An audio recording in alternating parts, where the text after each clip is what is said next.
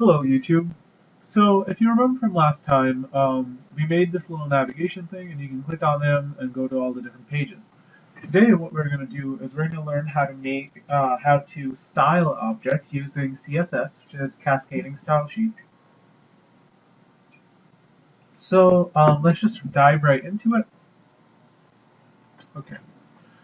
So here we have our index page, and this is our little navigation, right? Um, so And inside the head tag is where we're going to put our style. So we'll say style type text slash CSS. And the type part is optional, but I prefer to put it in just to avoid any sorts of little weird mistakes that might happen with older browsers and stuff like that.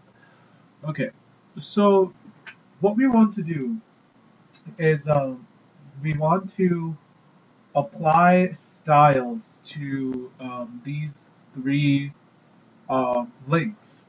Um, okay, there are a ton of different ways to do it. So let's just start with index, and I'm gonna get rid of this image that was there for now.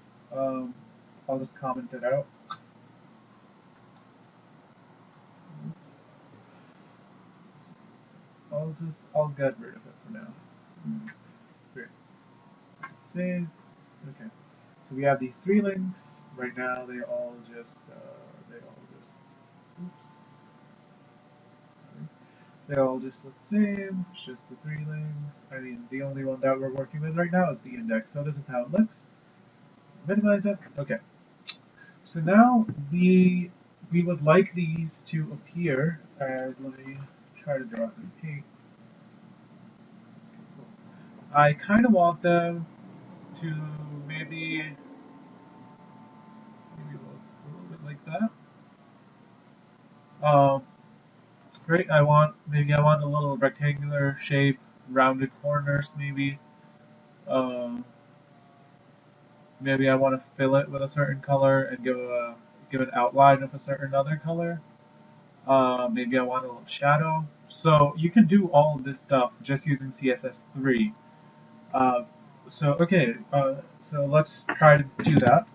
Um, so this is called Inline Styles, and the way you do that is just by putting the style tag, and then you put the styling inside that tag.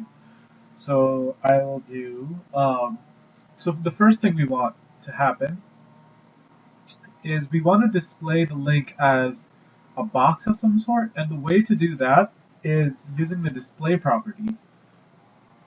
We can say we want it to be an inline block, which would mean a block just fills up the whole space widthwise.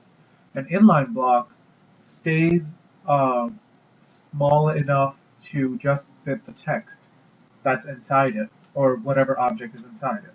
So inline block is what we want because we want these buttons to be next to each other. So we want to display inline block. Uh, I'll add some padding. So what padding is it's the inner it's an inner padding inside the block. So if I have some text in here, so if I just throw in some text in here, right? I have some text in here.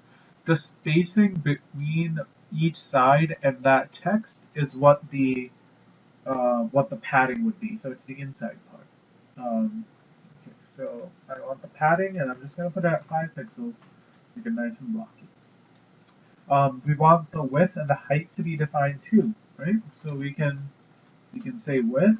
I don't know, 25 pixels will be my guess, and I'll leave the height as default. Um, okay, and I'll add a background color. So we want background color, and we want it to be a gray of some sort. So let's just do hashtag CCC.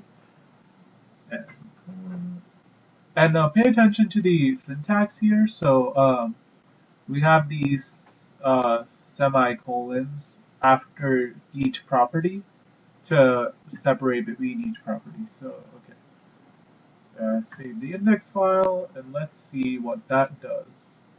Okay, so there we go. And as you can see, the width of the element back there is smaller, but the home still comes up, right? So maybe we don't want to fix the width. So we can just remove that. Save, try it again. Ah, perfect. Look at that. Okay, so we have home. Um, okay. Now maybe we want to change the color of the text to be white, right? So we can do color. That's color. And white is hashtag FFF, semicolon, save. Look at that, it's white. But white doesn't really look that great. I want it to stay black, so I'm just going to take it away. Okay. And I style that, and then I can just copy and paste these styles to each of the links. Oops.